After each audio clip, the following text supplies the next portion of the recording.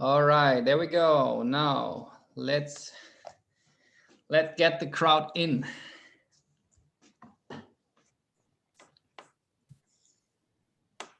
There we are.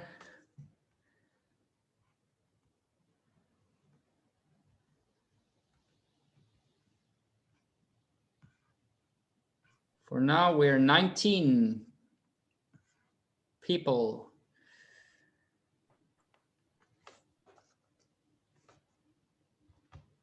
Hello and welcome everyone to another webinar held by SCA Germany.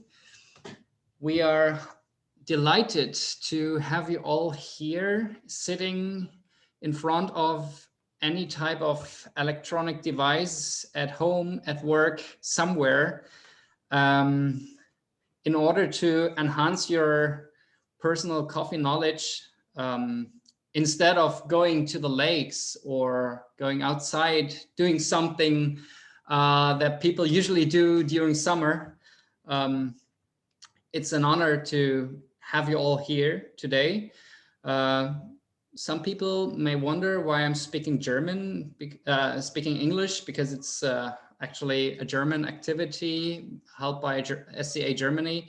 Well, basically this webinar is going to be held in English because of our guest speakers, first of all. And well, second is that we also might have people from outside of Germany attending to that workshop. So again, hello, everyone.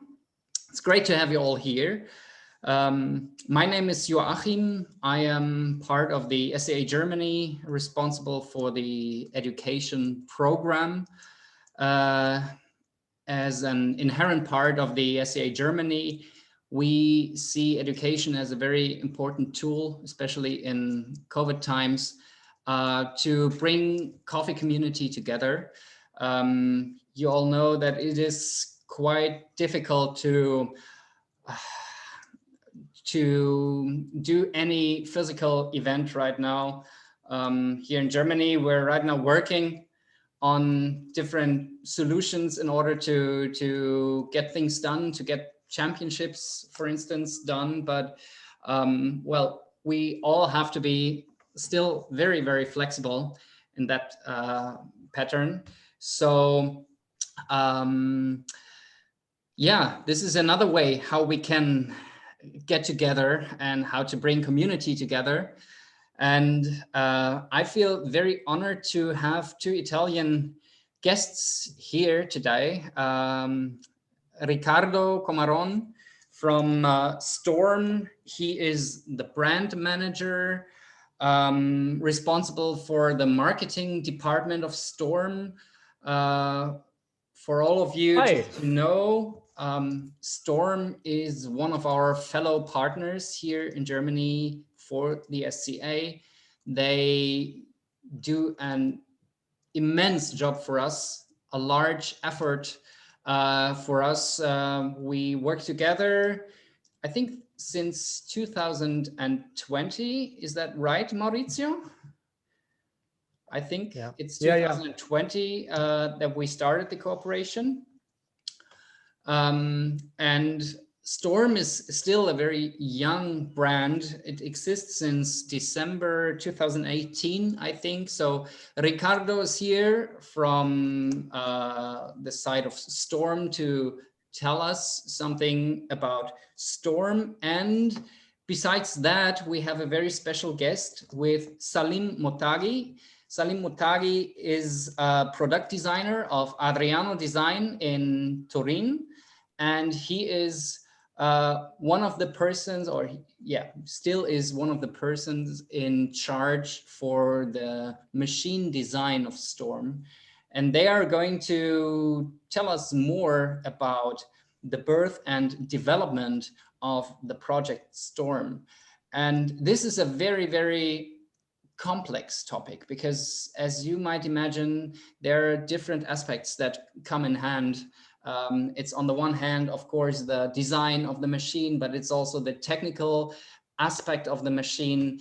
And of course, it's also about barista ergonomics, and to bring it all together and to put it in the best way to not underestimate one of those aspects is a huge task to achieve. So you might say this topic is also very intimate topic, because we are now getting an insight of Storm and Adriano design in a way that like not many manufacturers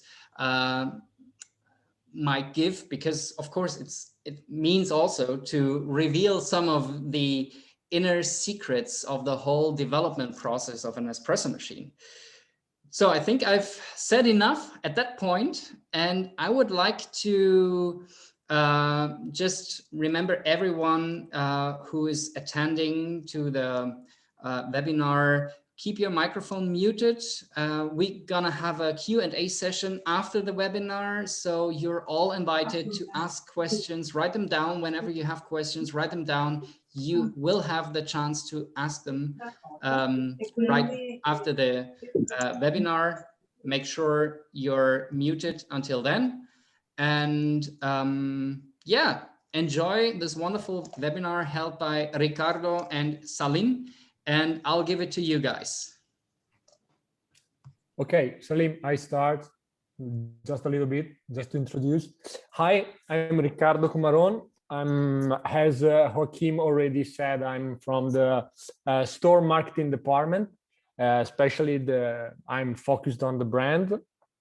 And basically, Storm is a new brand because it was born in December of 2019, and before of that, it was a product. It was born as a product of Astoria, so a very famous brand in the coffee machine world, in the coffee world, let's say, and it was sponsor of the World Latte Art Championships and the World Coffee Industry Championship. And then we developed Storm in the 2017, but Salim will explain you how.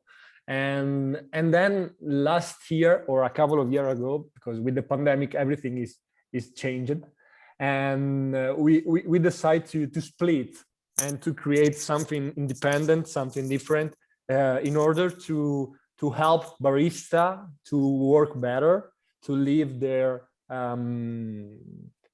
job in a better way, in a more professional way, and to follow the barista attitude. That for us means that you're born with the passion of espresso, of coffee in general, and you have to make it grow every day, and it's not something that you can buy with tattoos or stuff like that, as someone say. So this is barista attitude, and this is our machine, our brand, and this is how it was born. Salim? Yeah, so thank you, Riccardo. So my name is Salim Mottaghi. I'm part of a small design studio in Turin, Italy, which is also the birthplace for espresso coffee. Well, I'm going to give a little background about how we do things, because it relates so much to then how Storm as a product came to be and how it contributed to the larger brand and to the strategy of that brand. So over the years, well, Studio Adriano Design was established in 96, 97.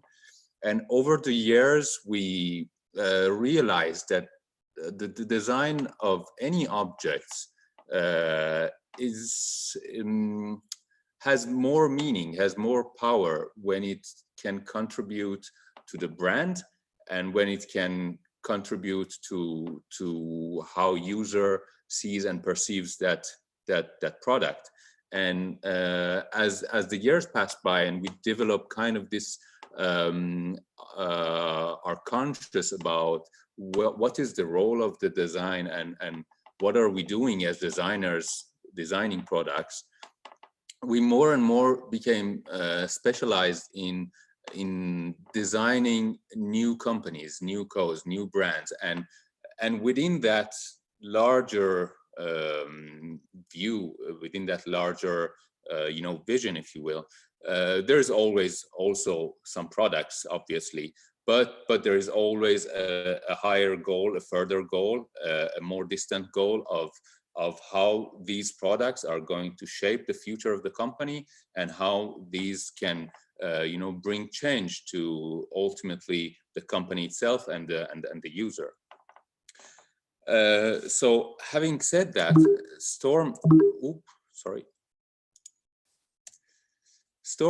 is no exception in this case. I mean, STORM just didn't came about in 2 weeks of time, just designing and putting some shapes together. It works and it develops on our beliefs and our way of thinking and our methodology in design, and which is, in our opinion, in our vision, the most impactful way of designing product is trying to understand what is the meaning of what you get from that product. Let's say in the case of a STORM is drinking coffee, right? It's taking a cup of coffee, and how we can work around that meaning, that essence of the product, right? And how we can change it, how we can shift it, how we can play with it, and how we can make something different, something new, something that is probably more actual and more useful to people. Just to give you an example of how this usually works, is one of our project is the foosball table. It's one of our probably most known projects around the world, and this is something that's poor, rich, from high family or low family. All of us, we played with it at some point in our lives. We went to a bar. We went to the playground in the chapel close to the house. We went to the people's house, and there was one maybe beaten up, maybe very dirty, maybe partially broken, but it kind of brought joy to the play, to a community. But what the product is actually very interesting here. The product itself meant very little up until a few years ago. It's made of cheap material. It's made of very accessible craftsmanship. The technology required to make it is quite available, and it's quite cheaply available everywhere. And that sort of defines what kind of product comes out of this process and where it's going to end up, and the environment that it creates. Of course, many of us, we grow out of this, the foosball table experience, but we still would like to go back and experience that feeling. But not a lot of people are willing to buy and place something like this in their living rooms, right? Because it really doesn't belong to the living room. It's not a product that you would proudly put in display. Either you have a really large and wide basement and it's hidden somewhere that you can put it there, or you can just hide it in a place, or you don't buy it. So what we try to do is to revisit this product as something that can be seen as a piece of furniture, right? What we can do to bring this product, that's the very same product that brought us so much joy, into the living room of the people, and that's that we go after the precious material, which are also sustainable material. We go after high quality, top of the line craftsmanship, which also brings kind of personality to the product, and it's capable of creating affection towards the product. So you buy a piece of furniture, which is also you can play with, and it gives you the same amount of joy that you experienced when you were little and you were playing with your friends in backyard of a playground or somewhere very, very dingy probably.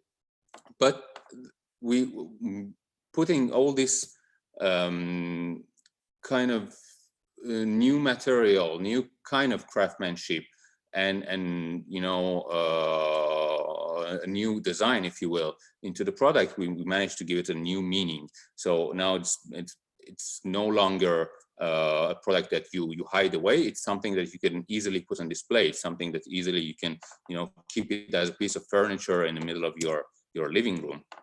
And the same thing, more or less a little bit differently, but same thing happens to another of our designs.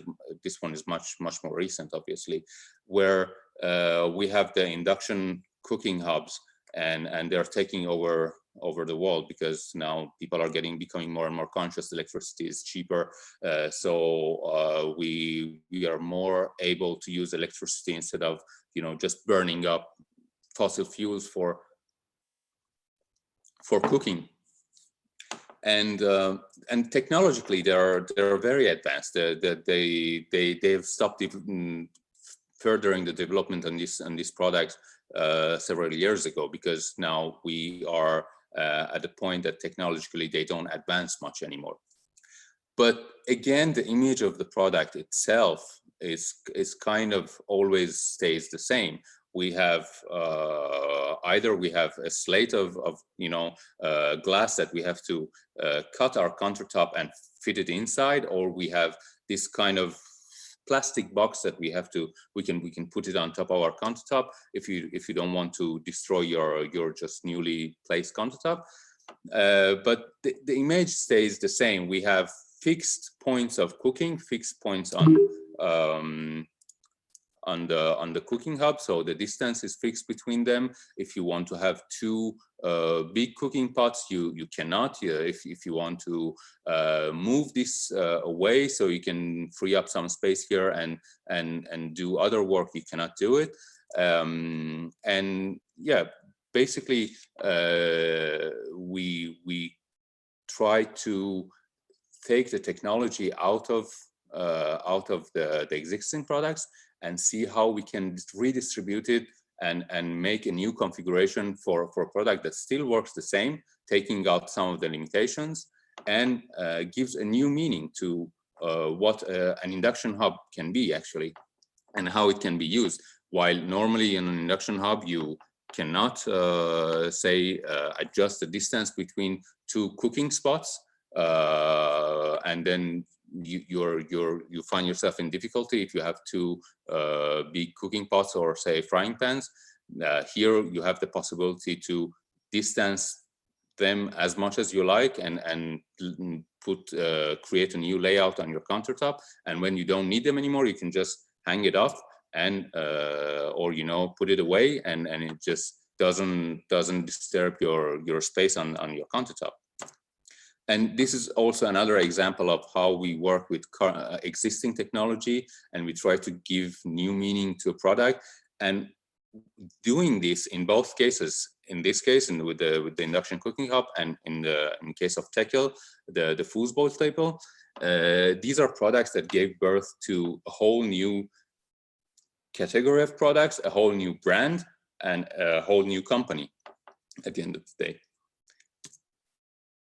Another example, and then we pass directly to the machine, is the exercise bikes that again, technologically there are specific parts that go inside all of these bikes. Some companies, they develop more or less their own technology, but worldwide, overall speaking, the technology is almost always the same.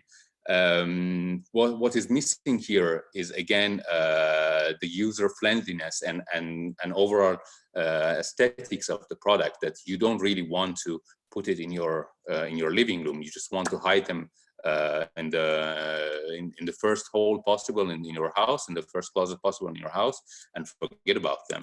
And this is again what we did with Forepista bike, that again using noble material and noble craftsmanship. And of course, we had to develop a lot of new technologies for this bike. And of course, this bike has, it was developed along with Elite, which is one of the world leaders in exercise equipment for bicycle. And a lot of their technologies inside this. But at the end of the day, it's not about the technology. It's about the relation user has with the product. And again, here we try to put that first hand and change the meaning of what an exercise bike is and how it is perceived and how it can be used.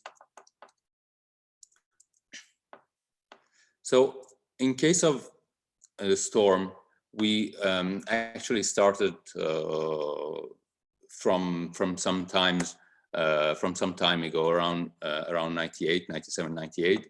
And during several brainstormings, something came up that led eventually to designing Sibilla, which was one of our first machines that were quite different looking. And we realized that since the beginning of the espresso machine invention, which is about 1886, 1887,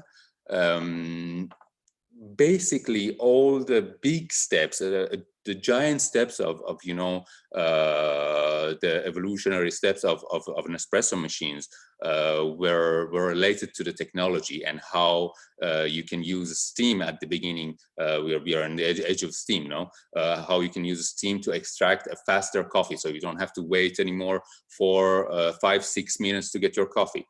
And then comes along, you know, Bezzera and Pavoni, that they go and you know, improve the original idea and you know, make it into a commercial machine.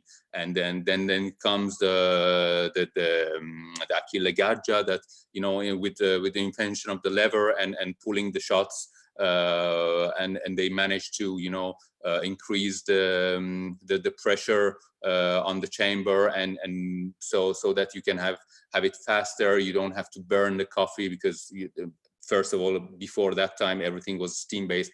Steam having temperatures over, you know, 500-600 degrees was burning the coffee, and they managed to lower the steam pressure, lower the steam temperature, and build up pressure in the chamber. And then coming to one of the latest, one could say, arguably one of the latest, you know, improvements or developments in the machines, that is in 1960s, 1961, with Ernesto Valente, that you know, confections what we know today as an espresso machine, and still we're using, I mean, a lot of machines around the world are using E61 group sets and E61 you know, everything, because since then there was not much of, you know, technological development when it comes to mechanical parts of the machine. And then there comes the era of electronics. And with electronics, then you go in and you know, add different valves and you know, add different adjustments to the machine, but the mechanical aspects remain the same. And now we get to 1990s, millennial, without any significant change to what an espresso machine is. Espresso machine at this point of the time is a big wall, metal cabinet, metal box, that you put on your countertop, and there are two positions, two configurations. Either you put the back of machines toward the client, so the client cannot see what you're doing, but you have the benefit of seeing your client and the client can see you. So that's kind of you know, relationship that you can kind of maintain, because the machines are giant and it's blocking wall and everything. Or you put it on the other side, so the client can see what you're doing, but you're not facing your client, and that's also a different. So during one of the brainstorming, he told us that the overall configuration of the machines hasn't changed much since the beginning of their, you know, becoming espresso machines, becoming commercial espresso machines. They were born like huge metal boxes, and they continue to be like huge metal boxes. And while their internals and mechanical parts and technological parts, they were advancing, their configuration didn't advance much. And that was the thought, and that came up during several brainstormings and eventually led to Sibilla, the machine that you're seeing now here. And that was 1998. And we didn't, even though the term specialty coffee was probably used much before that time. It was what, 1974-5 by Miss Knudsen. Kerner, that was one of the first people who probably used in her publication the term of specialty coffee. We didn't really, grasp the importance of what this machine could do for the world of specialty. But what we had and what we envisioned that time, then it came to contribute a whole lot to the world of specialty, because it was making for a light machine that you could put on your countertop, and it was visually unobtrusive. So you could communicate easily with your client, and the client could see what you're doing. And it was kind of nourishing the culture of coffee preparation. It was no longer you come in, you don't see what happens beyond the machine. You take your coffee, you don't even know if it's really coming out of that machine, but just something comes out of the machine, and you take it away. But you stand there, you see how the coffee is prepared, and you enjoy a face-to-face conversation with the barista as well.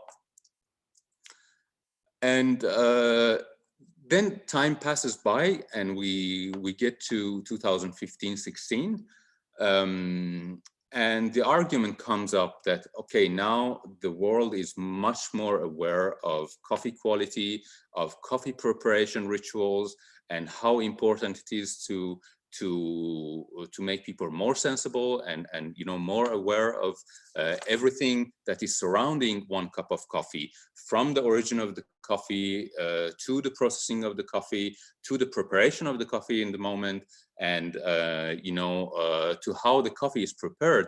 And we saw the opportunity to rethink what we have done then back in '98, and to create a new machine. And we knew from the beginning that it had to be something, because it was the time that a lot of electronic machines were out there, and they were letting people, especially specialty coffee customers, to do a lot of different modifications to the coffee extraction profile and to the process of extracting coffee. But we had to do something very much different to be able to compete with that. And so we took cue from our initial ideas of creating a light machine that is light visually speaking on the countertop, that it can let a clear communication pass between the barista and the client and the consumer of the coffee, and then that can expose all the mysteries and the physicality of preparation of a good cup of coffee. Of course, we put it together with our vision of how any product can eventually contribute to growing of the brand of the company, and how the product itself can gain a longer life for the sake of sustainability. So we had one of the best technologies available on the market from Astoria. That time, this project started with Astoria, and they were one of the the biggest probably companies in the world. They have really amazing technology, and their technical office at that time was very collaborative, and they were giving us all the support that we needed for the beginning of the development of this machine. So we started with all that we said before. The machine has has to have a new character. It has to be light on the countertop. It has to be, of course, it has to be fast. It has to be beautiful. It has to convey a new message.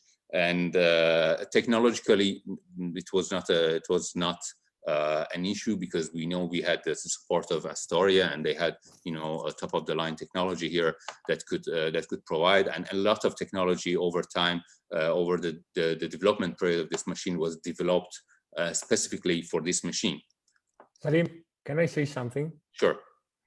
Yeah, I just want to say that you people are the first people in the world, except the team of that develop Storm, that see the first draft of Storm ever, that is this one. So this was the first idea of the machine. Yeah, just to say. Sure.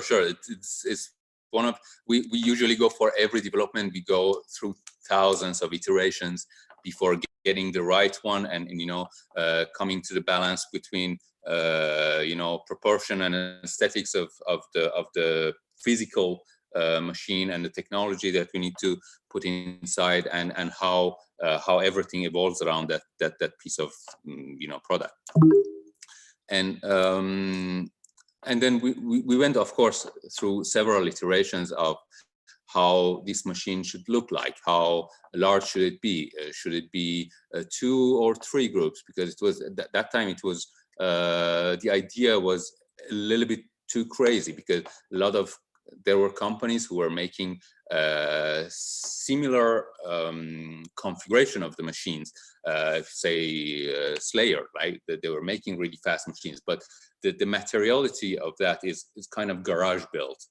We want a piece of furniture, and we want a piece of furniture that can last as long as possible, and we want a piece of furniture that feels good in using, and you know, that gives a very good vibes and gives a lot of availability, possibility and choices to the user and to the client, the user being the barista, and the final client that drinks the coffee. And during this time, during the several steps of the evolution of this product, something came up, and it was quite exciting at that time, because what happened was we realized that in each huge step that espresso machine took in this history, something changed that kind of contributed to a change in the meaning of how that product is used and how we as the public perceive that machine. So the first espresso machine came around the idea of having your coffee, receiving your coffee much faster. You didn't have to wait 5, 6, 7 minutes. You had to wait only about 2 minutes to get an espresso shot. And then came the next huge step, was probably the lever machines by Gadja, right? And it kind of, you know, shortened again that time and improved the quality of the coffee, and coined the term of pulling a shot on a machine, right? And that was kind of changed the meaning of what it is to go out and take a cup of coffee and take a cup of espresso. And what we could hear, we wanted to do something with the lever, and we realized that for long the electronics have been integrated in machines without considering really how barista is using those electronics. It just came as a consequence of, you know, the technological development of those components. So the barista, especially if you're a specialty coffee barista, had to go inside menus and under menus and sub menus and again other menus and read pages and pages of, you know, the manual to be able to create a perfect shot, and it may become the perfect shot or may not, and then you had to go again through all those tedious steps to recreate your extraction. So we decided to put a lot of work alongside with other aspects of the machine, obviously, on the usability of the product, on the user interface, on how barista, as the first person who is interacting with the machine, is going to use the machine, and how barista interacts with the electronics. So we introduced the concept of, you have to be able to touch the display or action the machine with the same hand that you're holding the portafiltro with. And you should be able to do it whether if it's right hand or if it's left hand. You should have the display, or at least one major function of the machine, always at your disposal.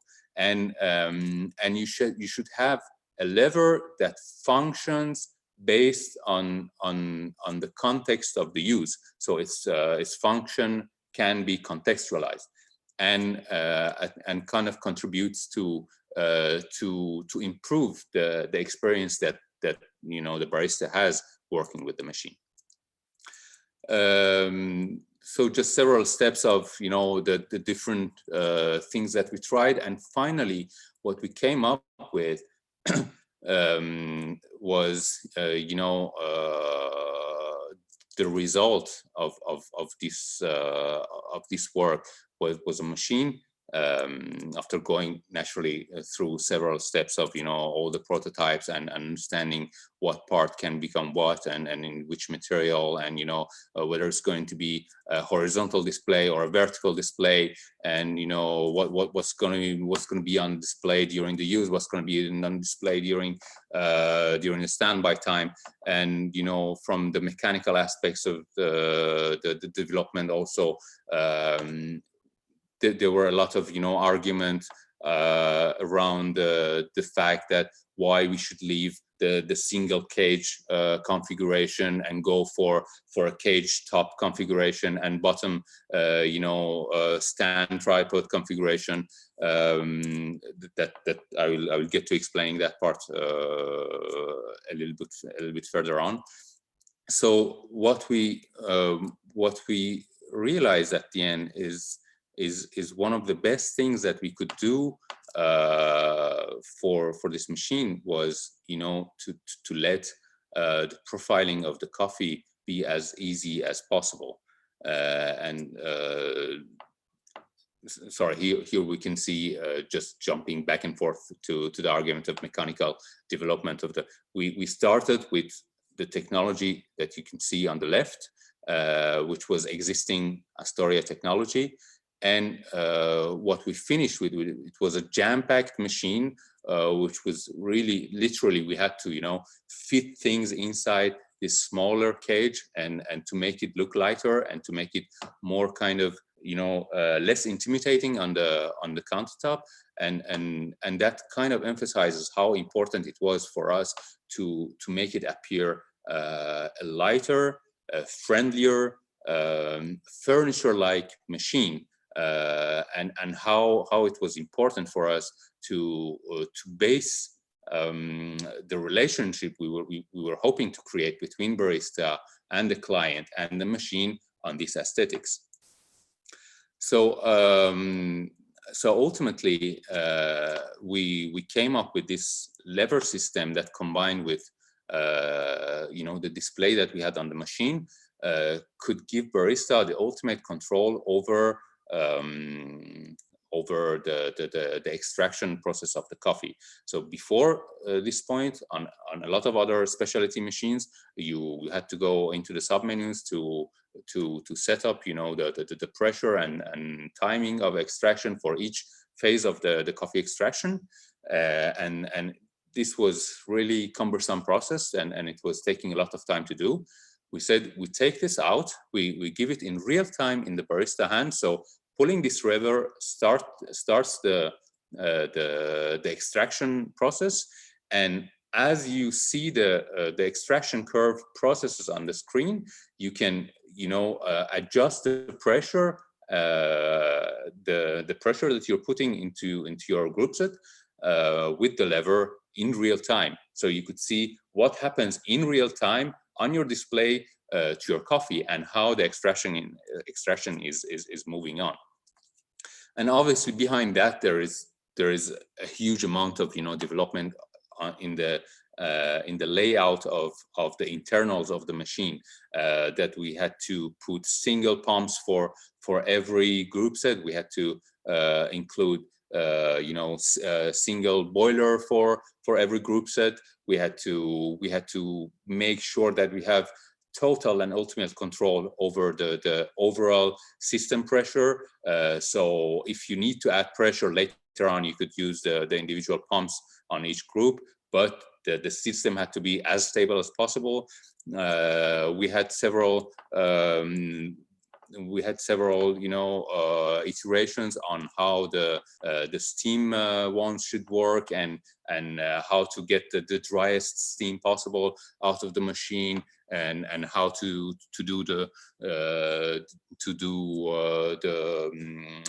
get the water at the right temperature for other drinks, let's say for coffee, or for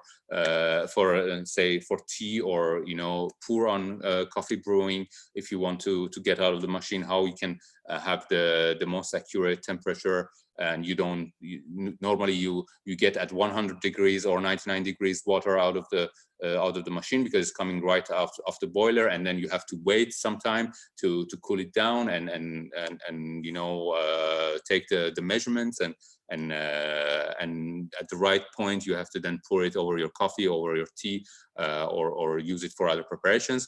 But we managed to get some part of the water, 10% of the water from the boiler, and the rest from the main supply. So we mix the water and we get the exact temperature that we need. And there has been a lot of technical fiddling and development inside the machine to ultimately make possible the vision we had for this machine. Vision that is no longer how we are going to overcome this kind of technical and technological difficulties and problems. Those things we can overcome, but first we have to understand how we can handle, how we can develop, how we can change the meaning of using an espresso machine, how we can change that meaning for the person who drinks the coffee, how we can change the meaning for the person who extracts the coffee. So sorry, how much time? Okay, we're already a little bit over time.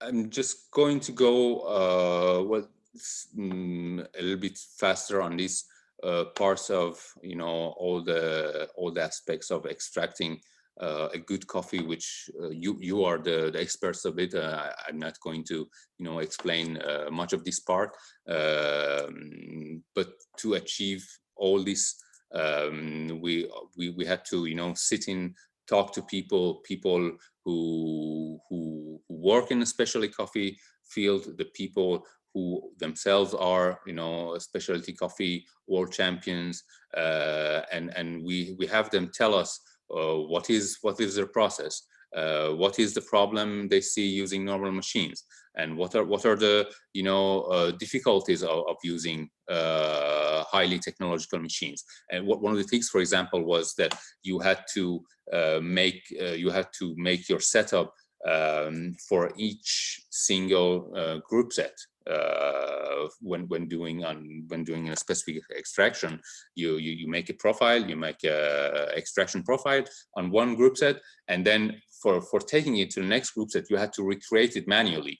And so we integrated wireless technology in these machines, so that what you create on one group set could move to the next group set, and you could even back it up on your phone, or use it later on different machines. So if you are creating a recipe, let's say for your coffee that turns out to be hugely successful, you can pass it out to your friends, or to your followers, or to other people to be able to replicate your recipe. And that was a big thing. And the other big thing was about this machine was the two-part configuration that I talked about earlier. We had a lot of discussions that why we have to leave the single part configuration that was composed of a huge cage and covered in the bodywork of the machine. And we wanted to move to this kind of configuration, which is double part configuration, so that we could, you know, change the aesthetics of the machine and make personalized machines in a swift and easy way. So when we have this kind of configuration, we could easily, you know, change the base of the machine into something covered in leather for a special edition, or we could, you know, create something particular for a client, or we could, you know, just simply change the base for a particular market, which was the case for American market, which was requiring, you know, no wood at all. That they didn't like the wood. It has something to do with the certificates that they cannot certify components with wood when it comes to contact with water or humidity. You know, of course, the coloring, but also the type of material and the type of the work you could put into that component of the machine, which was the base of the machine, could dramatically change how the machine appealed to the customer. You know, you have the classical customer that, you know, would much prefer something with classical aesthetics, and you would have, you know, much more cafe racer kind of customer that would much prefer, you know, something with a more aggressive aesthetics.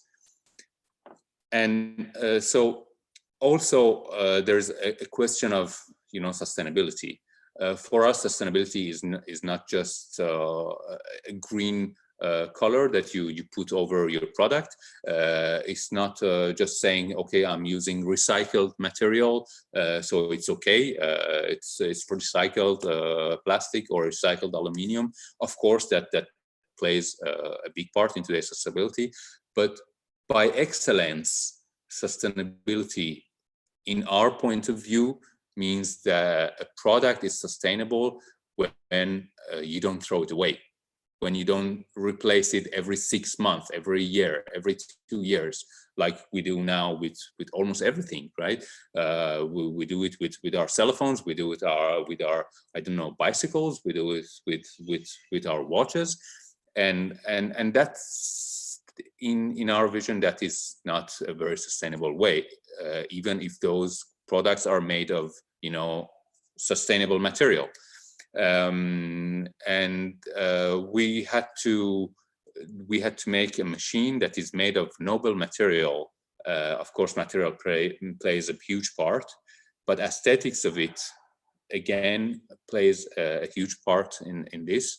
And the user experience, the three put together along with the craftsmanship, can create an affection that eventually, hopefully, brings one to keep the machine as long as possible and repair it eventually. You know, why not? I'm coming from a culture, I remember being, you know, little and taking things to the repairman to get them repaired and not throwing them out and buying a new one. And so that's also the idea behind this, another big idea behind this machine, that if we manage to make something of a very high quality with very good material, with very high aesthetic appeal and good craftsmanship, eventually you become, it creates affection in the client, in the customer. And so instead of just, you know, throwing it out and buying a new one, the next one, you would just keep it and improve it, you know, over time, and just repair it. And yeah, that's I think something that we managed at the end to achieve. And at the end, it's not only a machine, but it's also a piece of furniture. You know, it's something that you can put on display, and it ages well over time. And it's this piece of, it's this kind of, you know, product that you can keep it even if one day it stops working, and it's just because of its appeals. It's like the original iPod, you know, it's the polished back and everything, that you want to keep it. It ceased to work, but it doesn't work anymore. It's just you don't want to throw it away. So when we get here and we are talking specialty coffee, and the world of specialty coffee is moving forward very fast, the next question is, how we can improve. We really put a huge amount of energy and work into this machine. How we can improve this? We didn't want to throw it away, obviously, because of all that we just said. It has to stay there as long as possible. But there was something about this machine that had place for improvement, and this is something that we see on a lot of products today, which is a display, which is which is the ultimate phase. It's the last part of the human-machine interface, and is the part that we are constantly kind of in touch with, and in terms of it allows us a lot of flexibility of accessing the menus and sub-menus of a machine, but at the same time, it is the one piece that ages very rapidly. Most of our products are aging. Look at your flat screen, it's aging because every 6 months there's a new screen technology. Same for the mobile phone. It's crazy, right? It's you look at the mobile phones, every 6-7 months there's a new technology of display. It's bendable, and now it's bending backwards, and it's higher definition, higher resolution, more depth and everything. So while the rest of the machine is really a piece of sculpture, a piece of art with a lot of technology that can last really long time, the display, the point of human-machine interface, is the one that is aging. And is the one that is aging very rapidly. And at the same time, it presents another problem. That while the lever is clever way to get into get around the menus and sub-menus for profiling and extraction, still without there could be a better way, right? There could be a faster way, there could be a smoother way. So what we came up with was the idea to break down all the phases and all the elements related to the single extraction, and try to represent them physically, no longer through display, but through a physical, mechanical, slider system.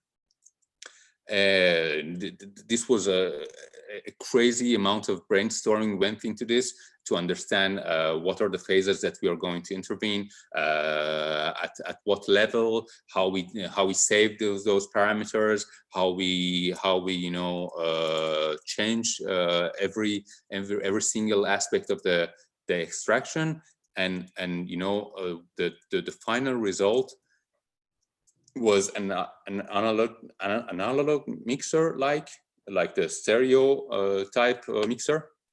Yeah.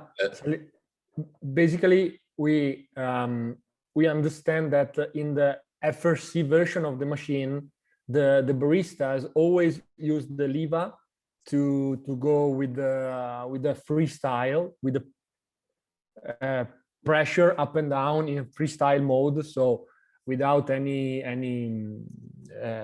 limit, and they never use the display mode, so that you have some parameter that you can change, and your extraction follow these parameters. So we understand that basically because these settings are too high inside the menu.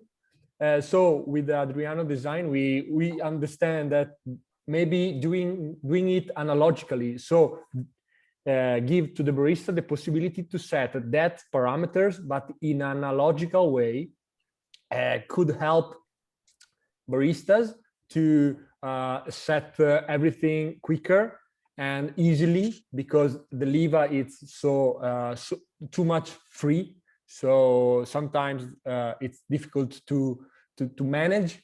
And in this way, we change the way to compose the extraction. Sorry, Salim, just to... Oh, perfect. Thank you. So yeah, exactly as Riccardo was saying, it was kind of a revelation also for us, because we realized that the lever action was so easy for the barista that they no longer bothered to go in the sub menu to set up single parameters of the extraction, and most of them, they were just going freestyle. And while the freestyle is a lot of fun and you can achieve a lot of different extraction styles, but it was not as precise as we would have liked it to be. And to do that, you still had to go into the submenus on the display and to kind of set up all the settings that you need. And that's what Riccardo is exactly pointing out, that we realize that if we manage somehow to get that one out of the display, all those submenus, we can bring them out and front and make them physical and make them the first things that you see, the first thing you touch, right? And they can be set up really in the most precise way. So one of the very first crude concepts was this one, and it was just really taking cue from old style mixer on a tape deck, and as we went on and on, we added different parameters of the pressure and the time and the various phases, and it became a little bit more complex, but still it was something that that at the end of the day it became extremely easy to use, very precise, very precise to use, and at the same time it was visible at the first glance. You could see exactly how you have set up your profile for the extraction, and if you wanted to make any change to it, you could do it immediately, for not only by lever, but you could do it immediately for any phase of the extraction. Like say you wanted to go for the post infusion, you wanted to up by half second the timing, or change the pressure a little bit, you could do it before hitting the extraction button, and voila, you had this analog interface that it was like a fighter jet cockpit at the first glance. That was the feedback that we got. It was like something that from a past future. It was an instant hit.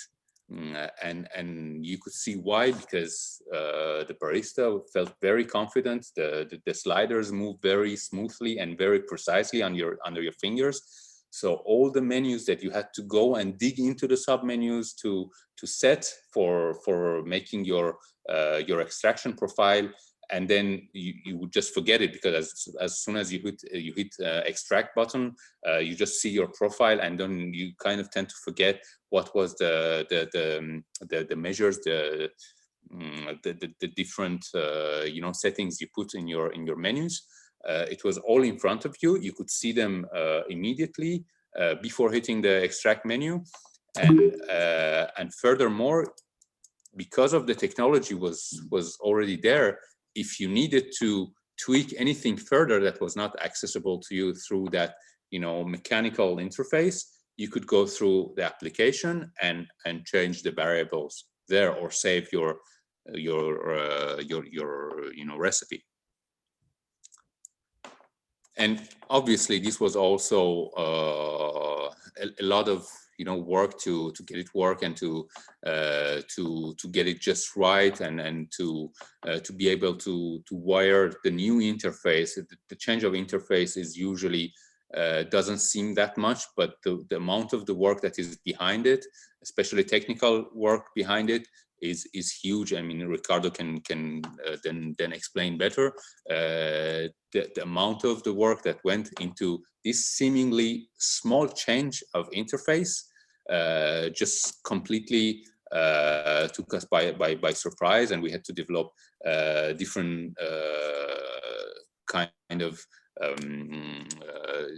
protocols for how this interface would behave, and how you can take full control, partial control over it, and how you can integrate it with this machine, as well as the next generation of the machines that are coming. And yeah, at the end of the day, we had this system of very precisely and very gradually being able to set different parameters on the machine, that you would and doing so in such a swift way that you wouldn't even think about it. I mean, everybody knows how to use.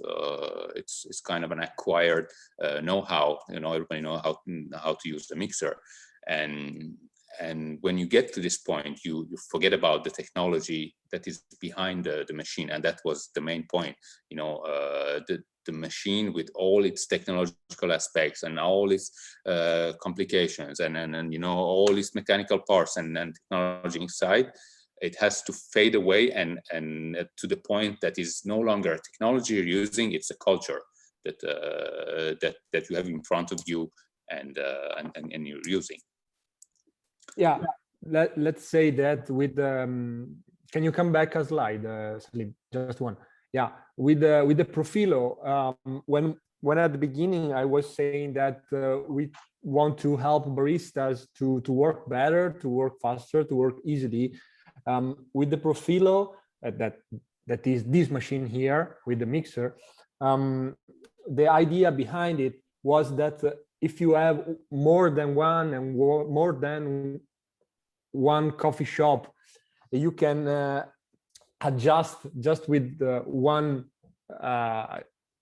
movement your extraction. So maybe you are a roaster and you try you find the best extraction with a Profilo, and you call your best customer that have a Profilo too, and just tell him turn the let's say turn the first fader, the blooming, up to 4, and the extraction will be better. I don't know, just to take less time to do everything.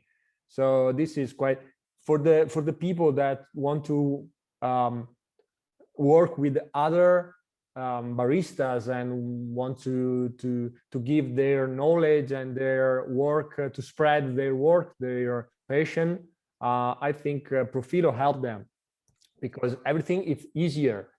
In the FRC version, that is the one with the display and with the lever, this is less possible, because you have you have not how do you say a step or a number that you can say to someone else, because you cannot you move the lever and you can say them, okay, go up to 10 bar during the central part of the extraction, but it's not the same as say put the fader to number 3 done. So it's easier, it's to work better, let's say. So the result is something that that also was very satisfying for baristas, as Riccardo is saying. They managed to get the result they want immediately, and they can see it on the interface. They can see the you know, the extraction profile that they're setting, and they can tweak it before or during the extraction, and they can easily, you know, read it to someone else, or say that, okay, I'm trying this profile and it's working well with this kind of mix or this kind of single origin, and what are you trying? Let's see if they're compatible. And it's just changing the way barista interacts with the machine, which is no longer through, you know, a very small narrow window of, you know, intangible electronic display that with the pixels popping up, and then you have to really, like going inside your phone, you're just going in and inside and just getting lost. It's very simple, very pure, and very you know, relatable interface. It's very comprehensible interface, which directly relates to, you know, each single slider relates to a separate phase of coffee extraction, and you have other parameters that you can set for single, double dose, more coffee, less coffee, pressure, etc. And it's something that, you know, all that you have in your mind as the barista, as a person who is planning to extract a specific type of coffee, you have values in your mind that you want to put into the machine as fast as possible. The last thing you want is to go digging within the menus and sub-menus for bringing those things up.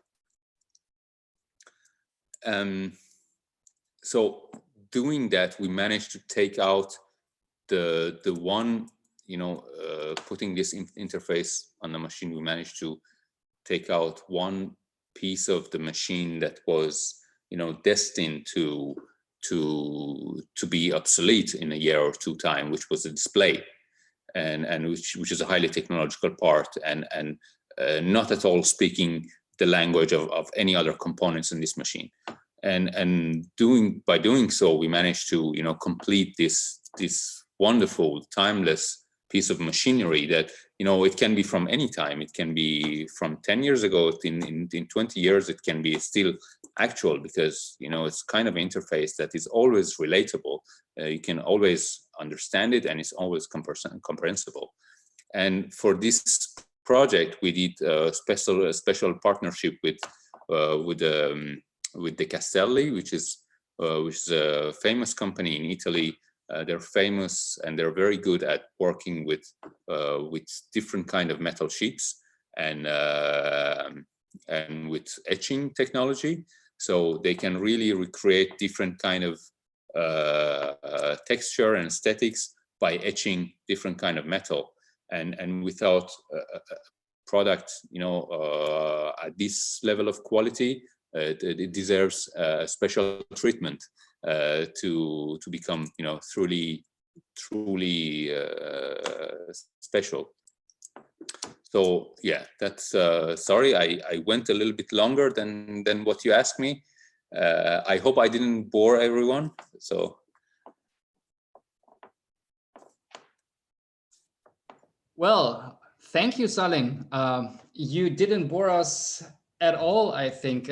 Actually, I think I speak for all of us that I really enjoyed your talk, and it was a very, very deep view right inside the development of STORM.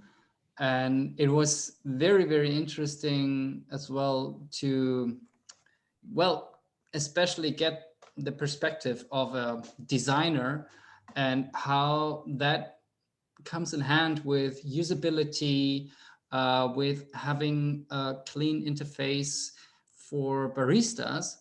And I am quite sure that we will have some questions within the community. Is there, first of all, anything that you might like to add, or probably Riccardo, would you like to add something as well?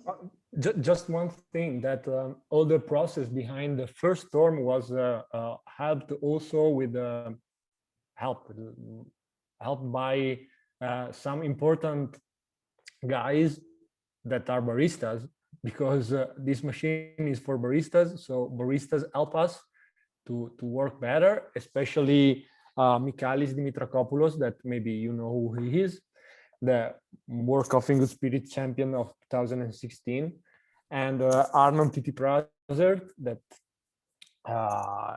he was the latte art champion of 2017. So we worked together with these two guys to develop the machine with the barista, from the barista point of view. So just this. Right. Well, thank you first and foremost to you two for sharing your thoughts and ideas with us. I'm gonna stop the record for now, and I think we can go over to the Q&A session, if you don't mind. Is that okay? sure. Perfect. Perfect. Okay.